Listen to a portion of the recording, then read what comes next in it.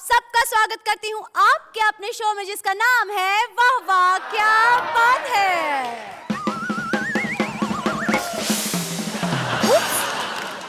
ओह God, क्या हुआ? यूँ भागते भागते क्यों आए? अरे तुम होती तो तुम भी भागती।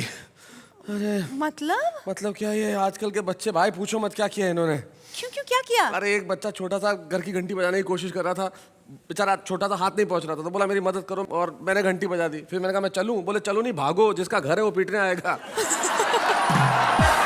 आप भी ना, अरे बच्चे शरारतें नहीं करेंगे तो कौन करेगा? बच्चों की छोटी छोटी शैतानियां ही तो हमें ज्यादा अच्छी लगती है। वैसे मैं तो मानती हूँ बच्चे भगवान का रूप होते हैं। आई लव बच्चे। अच्छा, मैं तो अक्सर कहता हूँ 1995 के बाद हमारे देश में बच्चे पैदा ही नहीं हो रहे, हमारे बाप ही पैदा हो रहे हैं।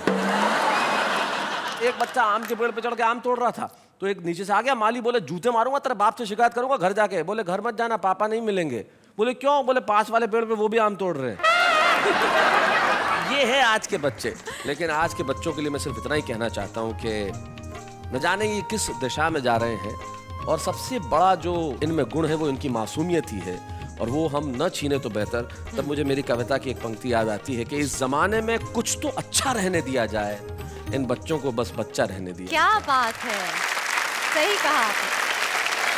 और आज हम इन्हीं बच्चों पर बात करेंगे, और बच्चों पर जो बात करने बड़े आ रहे हैं वो भी माशाल्लाह काफी बच्चे हैं। हम स्वागत करेंगे उनका उस प्रोग्राम में जिसका नाम है वाह वाह क्या बात है।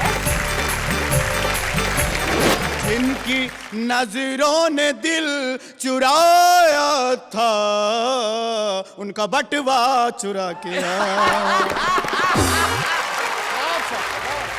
मैंने पूछा अपने पड़ोसी से, क्या हमारे पूर्वज बंदर थे? वे बोले तुम्हारे होंगे, हमारे पूर्वज तो अग्रवाल थे। बेटा कहाँ गया था पापा रामलीला देखने? आज क्या देखा बेटा? पापा ताड़का संवाद। फला बता, ताड़का कैसी थी? बिल्कुल मम्मी जैसी थी। ऐसी दी सौगात जो रोज ही मार लात, मैं फिर लाया हूँ बारात, ससुर जी दूसरी वाली दो, मुझे दूसरी वाली दो।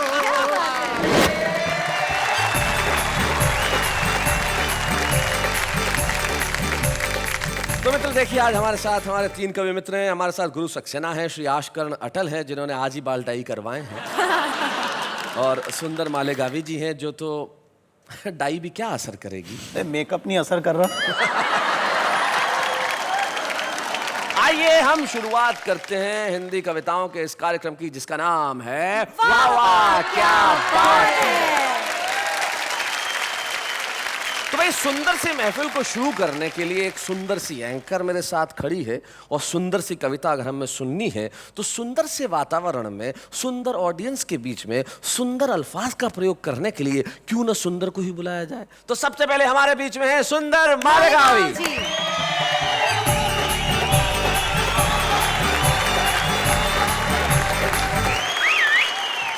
क्या बात है सुंदर साहब, आपको देख के तो लड़कियां भी सीटियां बजा रही हैं।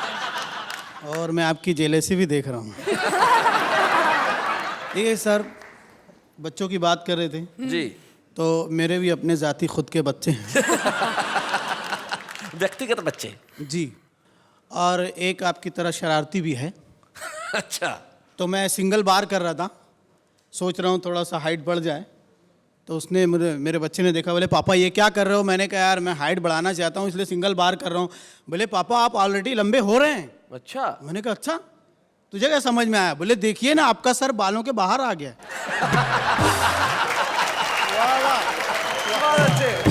आइए सीधे सीधे मैं आपको कविता सुनाता हूँ। जी सुनाए।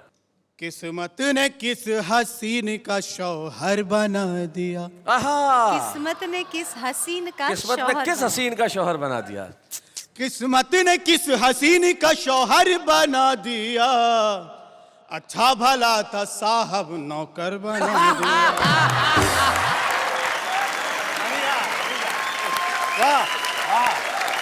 अच्छा भला था साहब नौकर बना दिया, और शादी से पहले मैं भी तो काला गुलाब था।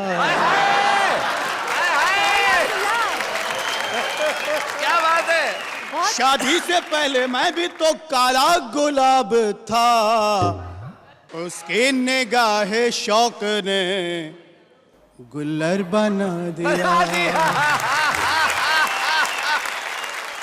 अब पहले मैं एक चेक था 18 लाख का। ओहो, 18 लाख का।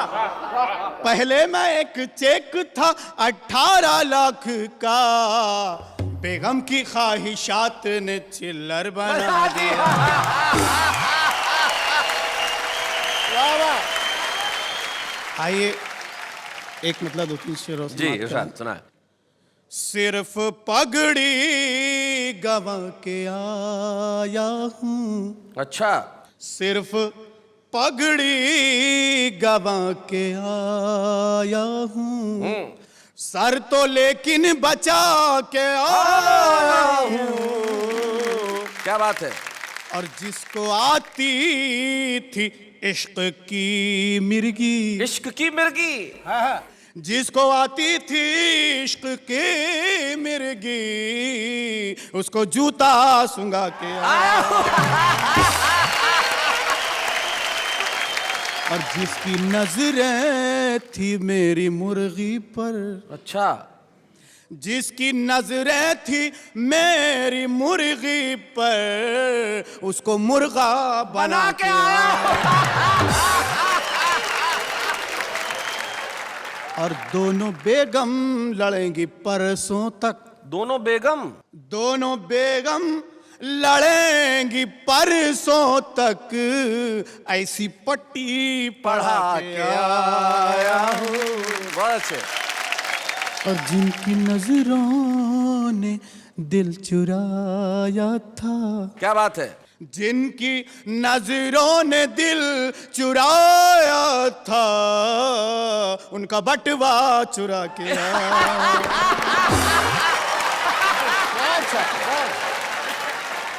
इसी काफिये में एक आध कोई और चीज जोड़ दीजिए। अच्छा। मैं तो सुंदर था पहले भी, आज पाउडर लगा के आया हूँ। आइए एक मतलब 2-3 शेर समाप्त कर लीजिए। इरशाद। आम खाती रही ओहो। बीवियां रात भर। अच्छा, आम खाती रही बीवियां रात आम भर। खाती रही बीवियां रात भर, मैं उड़ाता रहा मक्खियां रात भर। और दिल जलाती रही सालियां रात भर। दिल जलाती रही सालियां रात भर। साले करते रहे मस्तियां रात भर। क्या बात है। देखते देखते फिर सहर हो गई। सुबह, सहर मतलब सुबह। देखते फिर सहर हो गई। दोनों खाते रहे फलियां रात भर। और मुर्गा एक टांग पर सिर्फ सोता रहा। मुर्गा एक टांग पर सिर्फ सोता रहा। कुड़कुड़ाती रही मुर्गियां रात भर। के छटपकती रही अब के बरसात में। वाह वाह। छाता टपकती रही छटपकते रहे अब के बरसात में। लेके फिरता रहा गादियां रात भर।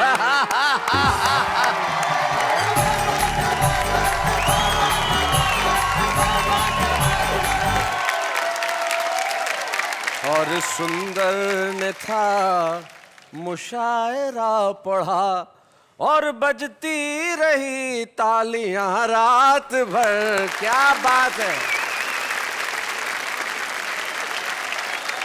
अटल जी क्या कहना चाहेंगे सुंदर जी की शायरी पे? इसमें आदमी करप्ट हुआ मैंने सुना है, लेकिन मक्खियां रात को सोती हैं, कभी उड़ती नहीं है जी। मक्खियां, ऐसी करप्ट मक्खियां आप कहां से लाए? अटल जी क्या है कि ये अपने अपने घर की तासीर होती है। अगर आपके घर की मक्खियां रात में नहीं जागती, इसका ये मतलब नहीं है कि सुंदर जी के घर की भी मक्खियां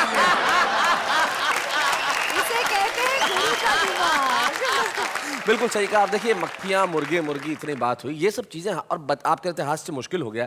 बच्चे आजकल हास्य पैदा करते हैं। और वो भी एक छोटी बच्ची आई मेरे पास, आके मेरे को कहने लगी कि एक सवाल पूछूं। मैंने कहा पूछो। बोले एक हाथी है, 12 केले हैं, हाथी ने 11 ही केले खाए, बताओ क्यों? मैंने कहा भाई उसे भूख नहीं होगी। बोले नहीं, एक केला प्लास्टिक का था। मैंने कहा अच्छा। थोड़ी देर बाद फिर लौट के आई, बोले एक हाथी है, 12 केले हैं, हाथी ने एक भी केला नहीं खाया, क्यों? मैंने कहा केले प्लास्टिक के थे। बोले नहीं, इस बार हाथी प्लास्टिक का था। नेहा, तुम क्या कभी बचपन में इंटेलिजेंट थी? Of course. Ask my parents and my भैया. They used to be surprised. मैं क्लास में नंबर 1 आती थी और बहुत सारे प्राइजेस घर पे लाती थी। तो फिर बड़े होके क्या हो गया? Anyways, अब हम जिन्हें बुलाने जा रहे हैं वो काफी इंटेलिजेंट कवि हैं। ये वो व्यक्ति है जिसने जीवन की पाठशाला से बहुत कुछ सीखा और सीख के इस दुनिया को दिया। एक ऐसा हास्य कवि जिसके पास निश्चित तौर पे आज की तारीख में हिंदी हास्य कवि सम्मेलनों में जितने हास्य कवि हैं उसमें सर्वाधिक हास्य कविताएं किसी के पास अगर है तो वो आशकरण अटल हैं। आइए हम इस चिर युवा का स्वागत करें जिन्होंने अपनी उम्र बताने से मना किया है। आशकरण अटल।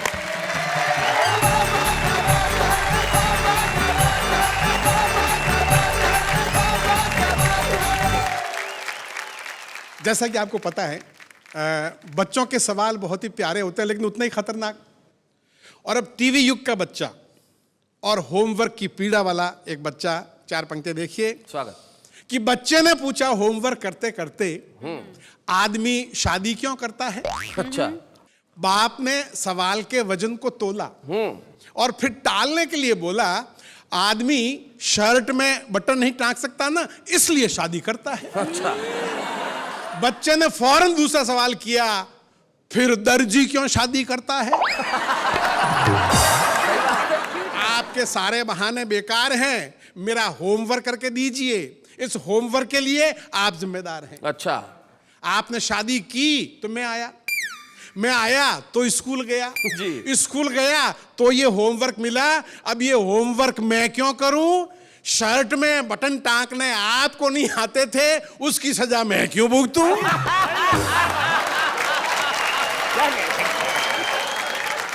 एक आपकी बड़ी प्रसिद्ध कविता है बुफे, उसका एक अंश हम जरूर सुनना चाहेंगे। मैंने बहुत साल पहले एक 5 स्टार होटल में खाना खाया था, उसका एक छोटा सा वर्णन देखिएगा। बुफे दावत सिस्टम वो दावत है जिसमें हर समझदार मेहमान या तो घर से खाना खाकर आता है या वापस घर जाकर खाता है।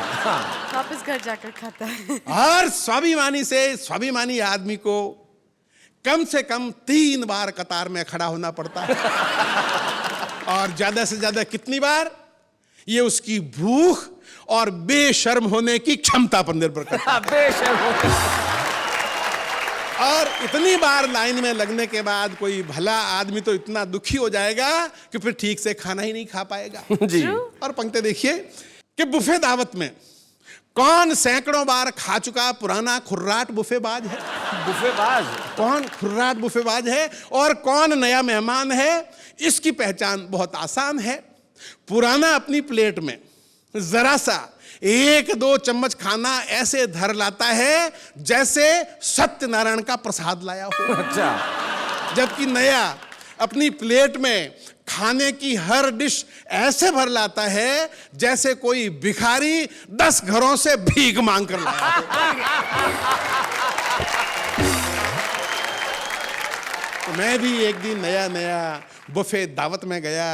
युद्ध क्षेत्र की तरह फैला बड़ा सा हॉल, ऊपर से 5 स्टार होटल का आतंकित माहौल, ढाल और तलवारों की तरह प्लेटों और चम्मचों की आवाजें, और उसमें चक्रव्यूह में फंसे अभिमन्यु स्वामी। अच्छा।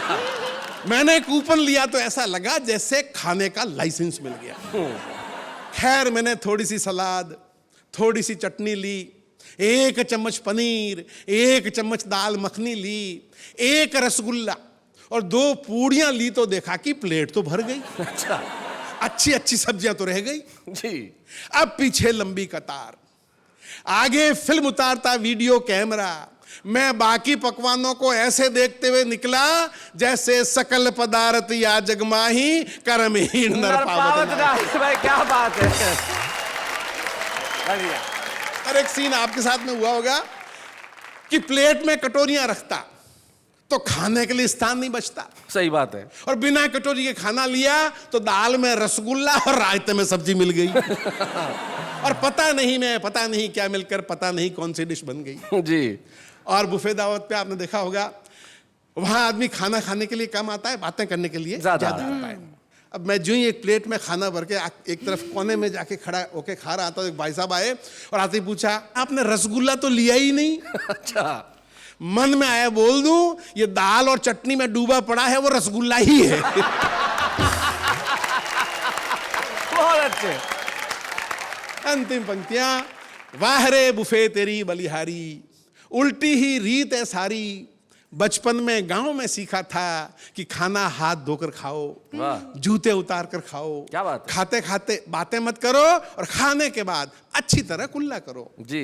उस दिन वहां सब बिना हाथ धोए और जूते पहन के खा रहे थे, खाते खाते बातें भी किए जा रहे थे और खाने के बाद मेरे बेटे किसी ने कुल्ला नहीं किया। क्या बात है। भारतीय संस्कृति में ऐसों को गंवार कहते हैं। क्या बात है। उस दिन 5 स्टार होटल में पता चला वहां कुल्ला करने वालों को गंवार समझते हैं। क्या बात है। वाह वाह वाह वाह वाह वाह।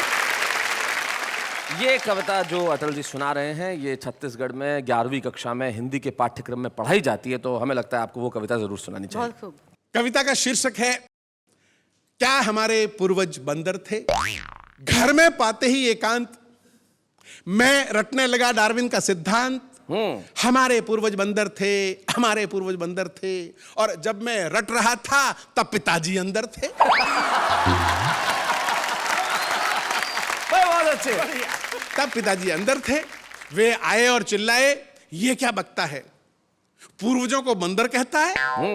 सोचा था पढ़ेगा लिखेगा, बाप दादों का नाम रोशन करेगा, नाम रोशन करना तो रहा दूर, उल्टे बता रहा उनको लंगूर।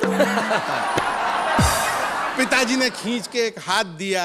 मैंने डार्विन साहब को याद किया कि आप तो मर गए, मेरी जान को मुसीबत कर गए। जी। बंदर को पूर्वज मानू तो घर में पिटाई और ना मानू तो स्कूल में धुलाई। जी। मैंने सोचा सबसे पूछा जाए और फिर किसी नतीजे पे पहुंचा जाए। मैंने पूछा अपने पड़ोसी से, क्या हमारे पूर्वज बंदर थे। वे बोले तुम्हारे होंगे, हमारे पूर्वज तो अग्रवाल थे। बहुत अच्छे। पंक्ति देखिएगा जी। कि दादाजी एक दिन सायंकालीन आम के एक भयंकर शौकीन अपने मित्र राम दुलारे के संग बाजार को गए। आम का दाम सुन राम दुलारे राम को प्यारे हो गए। दादाजी मुंह लटकाए घर वापस आए। मैंने दादाजी से पूछा, क्या आदमी पहले बंदर था। दादाजी बोले रोते रोते, काश हम आज भी बंदर होते तो राम दुलारे यूं नहीं मरता। क्या बात है। क्या बात है। काश हम आज भी बंदर होते तो राम दुलारे यूं नहीं मरता, किसी पेड़ पर चढ़ता, जी भर के आम चूसता, न बाजार जाता न भाव पूछता। भाई क्या बात है। राम दुलारे बहुत अच्छा। मैंने एक मदारी से पूछा, वाह। क्या आदमी पहले बंदर था। वो बोला, देख भैया, हम आदमियों को बंदर से मुकाबला नहीं करना चाहिए। कहां आदमी कहां बंदर, आदमी की आज क्या है कदर। मैं जगबीती नहीं आप बीती सुना रहा हूं, अपने घर की बात बता रहा हूं। मेरे एक बंदर जैसा बेटा है और एक ये बेटे जैसा बंदर है। वाह वाह वाह वाह, क्या बात है। बहुत अच्छे, बहुत बढ़िया। मेरे एक बंदर जैसा बेटा है और एक ये बेटे जैसा बंदर। मैंने इसे नचा नचा कर उसे पढ़ाया लिखाया, वाह वाह, एमए पास कराया। 3 साल हो गए, वो आज भी नौकरी के लिए मारा मारा फिरता है और ऐसे में ये बंदर मेरे पूरे परिवार का पेट भरता है। भाई क्या बात है भाई, बहुत अच्छा, बहुत बढ़िया। देख भाई, ये हम आदमियों को बंदर से मुकाबला नहीं करना चाहिए। हर एक की बात ने मन को छुआ। वाह, उत्तर तो नहीं मिला, पर एक प्रश्न और उठ खड़ा हुआ। अब मैं ये नहीं पूछता कि क्या आदमी पहले बंदर था, वो प्रश्न खड़ा है वहीं का वहीं। आजकल मैं पूछता हूं, आदमी भी आदमी है कि नहीं? क्या बात आदमी है, भी वाह आदमी। वाह वाह वाह, बहुत बढ़िया।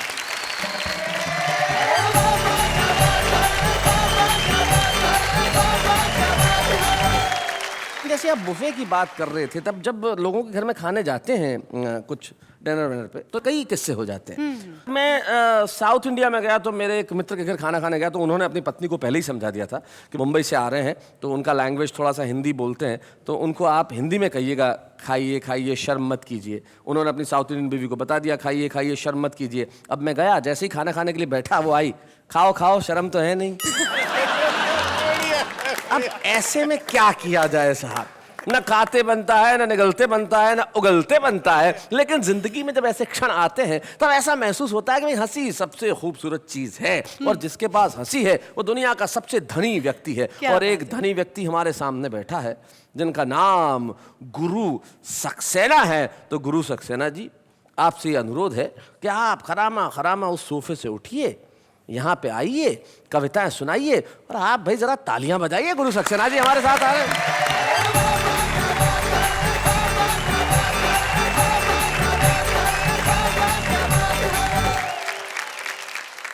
हमारे अटल जी बड़े कवि हैं, लेकिन हमारे हिंदी साहित्य की परंपरा में किसी ने भी सूर्य को कोई उपमा नहीं दी आजकल जी। किसी भी कवि ने इसका प्रयोग क्यों नहीं किया? हर कवि जानता है कि सूर्य बहुत खतरनाक देवता है। अच्छा, उसके 2 बच्चे हैं, एक बच्चा है शनि, दूसरा यमराज। अब मान लीजिए कि अटल जी ने कोई उपमा शनि टाइप कर दी सूर्य के लिए, सूर्य का दिमाग खराब, बेटा शनि वो आस्कर अटल मेरे को कोई उपमा में कह रहा था, एक राउंड मारे है जरा उसके घर। बच्चों के बारे में तरह तरह की बातें हुई। मैं भी बच्चों के बीच में पूरी जिंदगी रहा, उनमें अधिकांश बच्चे मेरे अपने थे। इसमें हंसी की कोई बात नहीं है, वसुदेव कुटुंबकम। मैं तो इन बच्चों को भी अपना ही मानता हूँ। भले ही अपना योगदान ना हो, लेकिन मान लेने में क्या हर्ज है। एक बात विशेष रूप से मैं ये बताना चाहूँगा कि बच्चों की कोई उम्र नहीं होती, साइज नहीं होती कि कितने बड़े बच्चे जी। इसलिए मैं आपकी मानसिकता धीरे धीरे वहाँ तक पहुँचाऊँगा।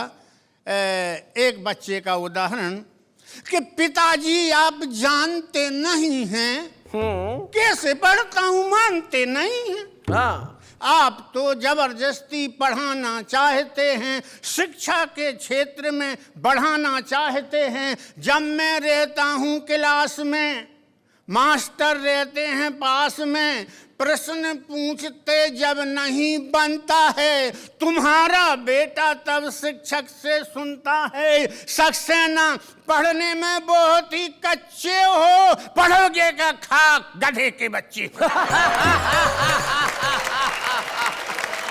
पढ़ोगे क्या खाक गधे के बच्चे हो। पिताजी गधा मेरा बाप है तो आप कौन हैं? अब मैं बहुत छोटे साइज के बच्चे की बात कर रहा हूं जिसको अभी संसार में कोई ज्ञान नहीं। जी। बेटा कहाँ गया था? पापा रामलीला देखने। आज क्या देखा बेटा? पापा ताड़का संवाद। तूने ताड़का देखी थी? हाँ पापा जी देखी थी। भला बता ताड़का कैसी थी? बिल्कुल मम्मी जैसी थी। जैसे कि कॉलेज में इलेक्शन होते हैं जी। अब मैं उस बच्चे की बात कर रहा हूँ। तो बच्चों के साथ में कुछ बच्चियां भी होती, आपस में बुझा रही थी पहेलियां। हाँ। सुभाष पार्क में बैठी थी 4 सहेलियां। एक बोली, इस चुनाव की लहर में हलचल मच रही है सारे शहर में, लगता है विरोधियों के घड़े रीतेंगे, चुनाव में गुरु सक्सेना जीतेंगे। अच्छा।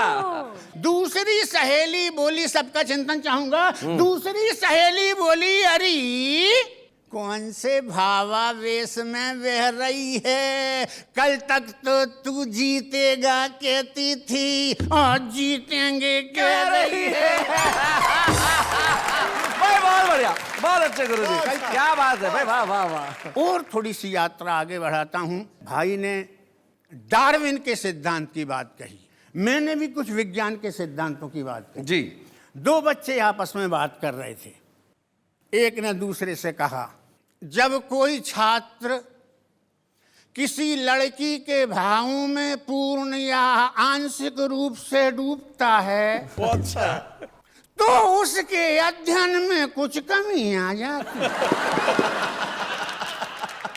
और यह कमी लड़की द्वारा हटाए गए संकोच की मात्रा के बराबर होती है भाई, बहुत अच्छे। अपने अनुभव से मैं विज्ञान से जोड़ते हुए एक रचना और पढ़ने की कोशिश करूंगा जी। जब मेरी पत्नी पड़ोसिन की नई साड़ी देखती है तो हाँ। हाइड्रोजन गैस बनकर जलने लगती। अच्छा। जब मेरी पत्नी पड़ोसिन की नई साड़ी देखती है तो हाइड्रोजन गैस बनकर जलने लगती है। उसका जलना देखकर पड़ोसिन और नई नई साड़ियां लाकर उसे दिखाती है, यानी कि ऑक्सीजन गैस बनकर उसके जलने में सहायता पहुंचाती। भाई बहुत अच्छे। इस प्रकार हाइड्रोजन और ऑक्सीजन, इन दोनों से बने हुए समीकरण के बीचों बीच मेरा सारा धन पानी बनकर क्या रह बात जाता है, वाह वाह वाह, बहुत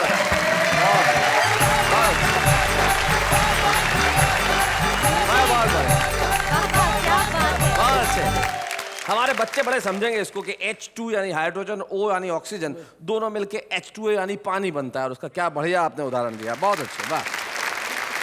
पता है, कभी कभी मैं सोचती हूँ कि ये बच्चे कैसे क्वेश्चंस करते हैं। क्या कुछ पूछ देते हैं। बच्चे कुछ भी कर सकते हैं, बड़े छुपे रुस्तम होते हैं ये बच्चे। अरे छुपे रुस्तम से मुझे ध्यान आया कि भाई हमारे आज का छुपा रुस्तम कौन है। तो राजस्थान के एक बेहद छोटे कस्बे से हमारे बीच में जो आज हमारे छुपे रुस्तम आ रहे हैं वो बड़े सुरीले हैं, और उनका नाम ही है संपत सुरीला। जोरदार तालियों के साथ स्वागत करें।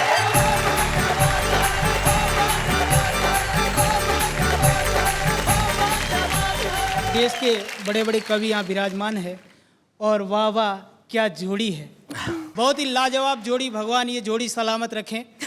मैं चूंकि पति पत्नियों पर बात किया करता हूँ, मैं आपको बताऊं सच्ची घटना। एक बार एक आदमी की शादी हुई साहब। अब शादी हुई तो हुई, लेकिन उसके 6 के 6 साले, 6 के 6 पहलवान। अब 6 पहलवान भाइयों की इकलौती बहन, वो भी पहलवान नहीं, तो वो मरियल सा आदमी, जैसा वो कहती करता, जैसा वो नचाची नाचता। लेकिन आखिर मर्द का बच्चा था। एक दिन पत्नी ने गलती कर दी और उसने जोरदार उसको डांट दिया। वो रोते रोते अपने पहलवान भाइयों के पास गई कि तेरे जीजा ने मुझको डांटा। तो उन्होंने कहा, उस मच्छर की इतनी हिम्मत, तू जा घर पे और उसको भेज। वो घर जाके अपने पति से कहती कि मेरे भाइयों ने तुम्हारे लाड प्यार करने के लिए बुलाया है, आप वहां जाइए। वो दामाद की तरह सज सज कर जैसे ही ससुराल पहुंचता है, 6 के 6 पहलवान भाई उसके ऊपर टूट पड़ते हैं, उसका कचूमर निकाल देते हैं। थके हाल फटे हाल वापस घर आता है। पत्नी पूछती है क्या हुआ, तो पति जवाब देता है जी, हर पप्पू की मम्मी तेरे भाई कसाई है, दया नहीं आई, कर दी ठुकाई, अंग अंग तोड़ा मेरा, कर दी धुनाई, कर दी पिटाई।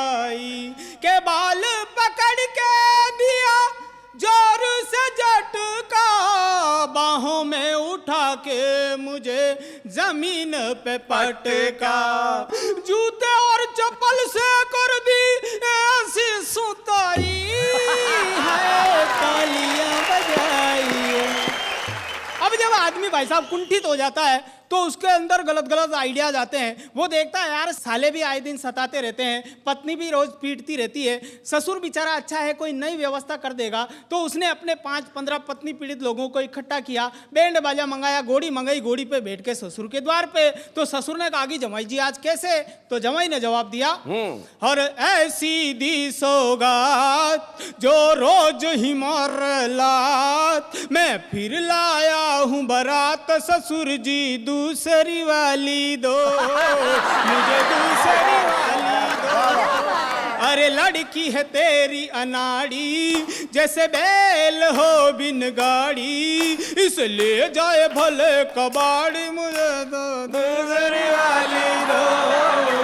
आजकल के नौजवान बच्चे तरह तरह की चीजें इस्तेमाल करते हैं हेयर स्टाइल बनाने में। मेरे को एक सच्ची घटना याद है। एक बार एक लड़के के बड़े सुंदर सुंदर बाल, बड़ी बड़ी मूछें, बड़ी बड़ी दाढ़ी। एक लड़की ने उसको देखा और देखते ही उसके बालों पे फिदा हो गई कि शादी करूंगी तो इसी सुंदर बाल वाले लड़के से, वरना जिंदगी भर कंवारी रहूंगी। बात शादी तक पहुंची, लेकिन एक शर्त रखी कि ये लड़का अपने बाप के साथ विदेश जाएगा, 1 साल के बाद पुनः लौट के आएगा तो तेरी शादी इससे कर दी जाएगी। लड़की ने कहा कि मैं तो इसके बालों से इतनी मोहब्बत करती हूँ, 4 साल भी इंतजार कर लूंगी। लड़का अपने बाप के साथ विदेश जाता है, वहां पाश्चात्य संस्कृति में रंग कर माथे पे जाने क्या क्या लगाता है। थोड़े दिनों बाद तो बिल्कुल सारे बाल उड़ जाते हैं, गंजा हो जाता है। हिंदुस्तान लौट के आता है, लड़की लड़के को देख के कहती है, भैया तू नहीं बन सकता मेरा सैया, तू तो ये बता दे कि ये हाल हुआ कैसे। के तेल था खुशबू वाला, तेल था खुशबू वाला, माथे में जो ही डाला, धीरे धीरे उड़ने लगे बाल, हूँ तभी से टकला मेरी जान, काली दाढ़ी और मूछे पर इनको कौन पूछे, इच्छा यही है मेरी सिर पे हो काले गुच्छे, चेहरा सजनी को भाए और वो मेरी हो जाए, बगिया है उजड़ी उजड़ी इसमें हरियाली आए, तन मेरा था स्वदेशी चीजें अपनाई विदेशी, फिर कैसे बचाता खुद कमाल, दिखने लगा है चमकीला चांद। अब इतना करते हुए भी उस लड़के के माथे पे 2 बाल बच ही गए। अच्छा, अब वो दोनों बाल आपस में बात कर रहे हैं, यार ये लड़का जाने माथे पे क्या क्या लगाता रहा, फिर भी इसके माथे पे हरियाली नहीं आई। हम दोनों बाल आपस में एक काम करते हैं, हम दोनों बाल आपस में शादी कर लेते तो हमारी जो संतानें होगी जिससे इसका पूरा माथा हरा भरा हो जाएगा। तो दूसरे वाले बाल ने कहा नहीं, हम ऐसा नहीं कर सकते। कि क्यों? क्योंकि हमारे हिंदुस्तान में बाल विवाह करना कानूनी अपराध है। एक पेरोडी और निवेदन करता हूं, हमारे देश के राजनेता के फांकते रहते हरदम शेखी बगारे, भोली भाली जनता को गर्त में उतारे, भोली भाली जनता को गर्त में उतारे, तेरे भ्रष्ट भ्रष्ट वादे गणतंत्र को हिला दे, गणतंत्र को हिला दे, तेरे भ्रष्ट भ्रष्ट वादे। आतंकवाद है, नक्सलवाद है, तेरे ही कारण यहाँ जंगल राज है। क्या बात है? बेरोजगारी, भ्रष्टाचारी, काला बाजारियों का तू सरताज है, काला बाजारियों का तू सरताज है, तेरे सस्ते सस्ते प्यादे क्या बात है? बुनियादों को हिला दे, बुनियादों को हिला दे, तेरे भ्रष्ट भ्रष्ट वादे। बहुत बहुत आभार। क्या बात है, वाह।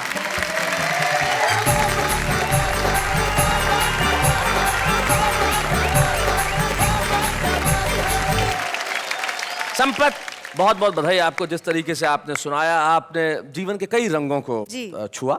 हम चाहते हैं कि आप संभावना से सफलता तक पहुंचें। हम चाहते हैं कि आप वहां पहुंचें जहां सिर्फ उन्नति हो, तरक्की हो, प्रगति हो। आपकी जीवन के अंदर इन खुशियों को भरने के लिए हम आज आपको वाह वाह क्या बात है की ओर से हमारे छुपे रुस्तम के रूप में एक स्मृति चिन्ह प्रदान करना चाहते हैं। मैं हमारे कवि मित्रों से अनुरोध करूंगा कि वो यहाँ आए और हम स्वागत करें संपत सूर्य।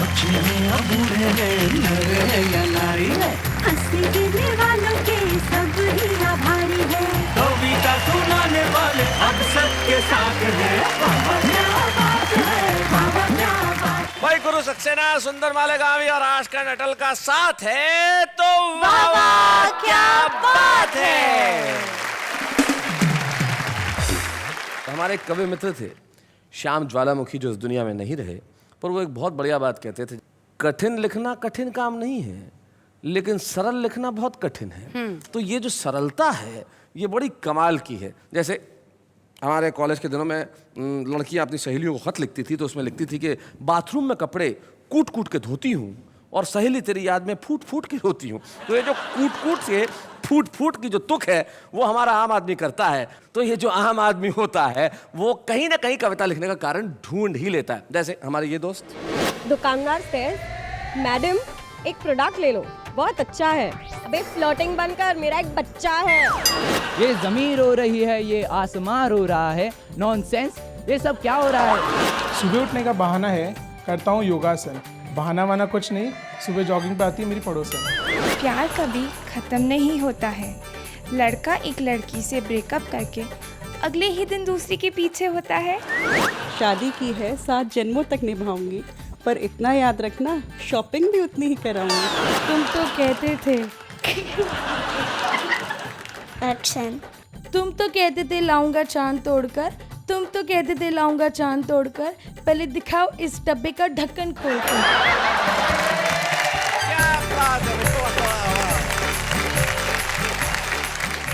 वाह वाह इस हिम्मत के लिए। आम आदमी तो आम आदमी है, जो जैसा सोचेगा वैसा कहेगा, और असलियत तो वही है कि जैसा दिखता है अगर आदमी वैसा ही लिखता है तो वो सच है।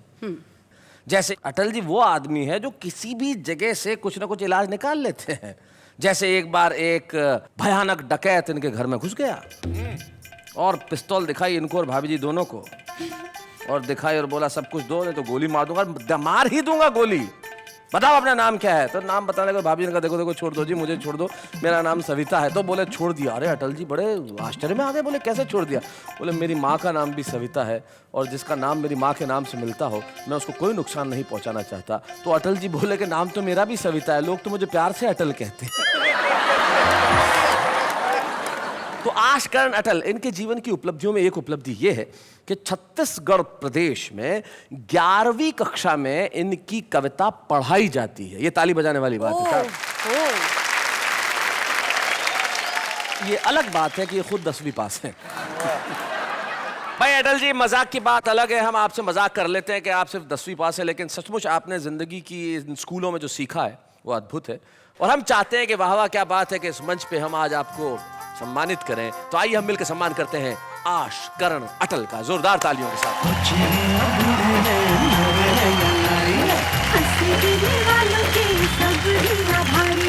कविता सुनाने वाले अब सबके साथ हैं।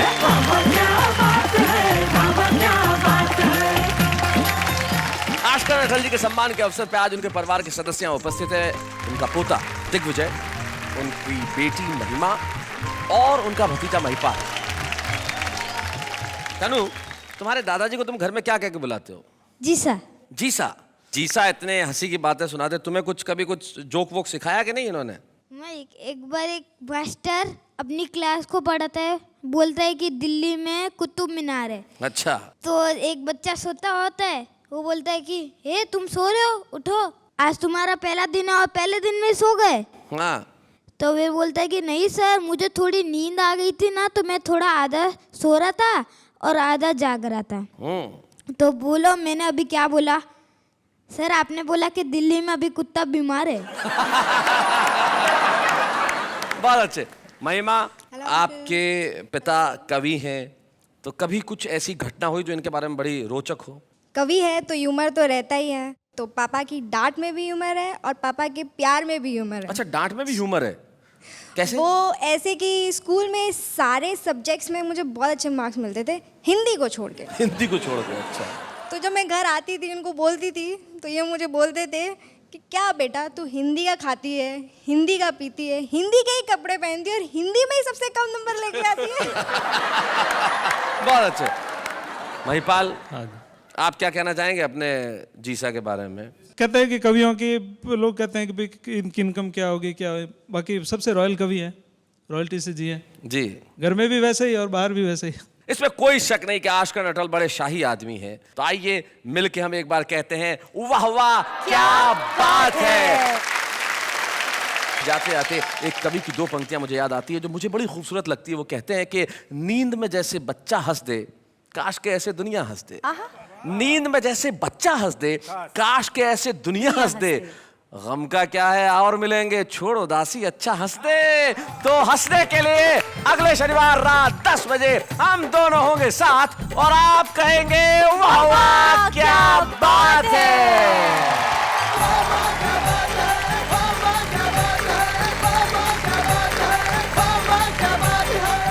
ऐसे और भी मज़ेदार वीडियो के लिए हमारे चैनल को लाइक, शेयर और सब्सक्राइब करें।